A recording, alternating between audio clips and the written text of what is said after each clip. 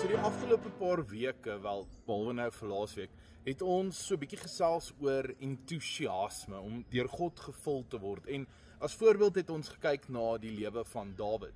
Entoesiasties het hy aangebied om hierdie reus te gaan aandurf, en toe sien ons ook hoe maklik is dit om jou entoesiasme te verloor as jy eers begin gemaklik raak, maar ook hoe belangrik dit is om dan weer vars oor te begin as jy daar is.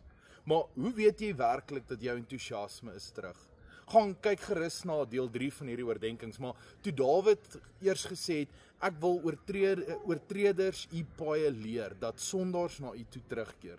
Dis hoe hy weet sy entoesiasme is terug, toe hy dit nie meer net vir homself kan hou nie, as hy eers nie meer anders kan as om ander mense daarvan te vertel nie. Fast forward 'n paar duisend jaar, vandag kyk ons na Handelinge 4, 'n toneel waar Petrus en Johannes voor die Joodse raad staan, en nadat hulle 'n verlamde man genees het, dan probeer die raad hulle stil maak en vir hulle sê, julle mag nie meer verder in Jesus se naam gaan preek nie, maar dan antwoord hulle in vers 20, wat ons betref, dit is onmoontlik om nie te praat oor wat ons gesien en gehoor het nie. Hierdie is dieselfde Petrus wat hier antwoord, wat 'n paar weke vroeër vir 'n meisiekind gejok het, omdat hy te bang was om saam met Jesus geassosieer te word. Wat het verander? Hy het die opgestaande Jesus gesien, hy het die Heilige Gees ontvang, en nou is daar 'n vuur in hom, en theos, God in hom, wat nie geblus kan word nie, entoesiasme.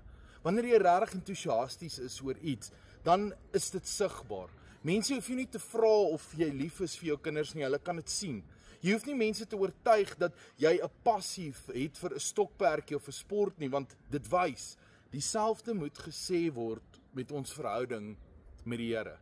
Dawid sê in Psalm 51 vers 15, ek wil oortreders u paaie leer, sodat sondaars tot u bekeer.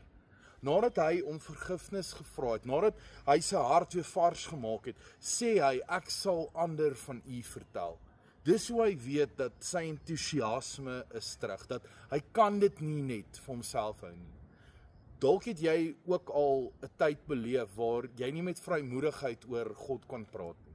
Dalk was jy onseker, of dalk was jy moeg, dalk het jy gedink dat ander mense 'n beter werk sal kan doen.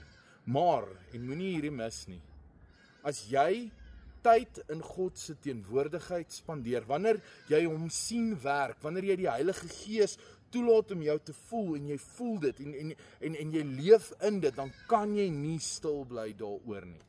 So spandeer vandag eers 'n bietjie tyd saam met God, en wees entoesiasties.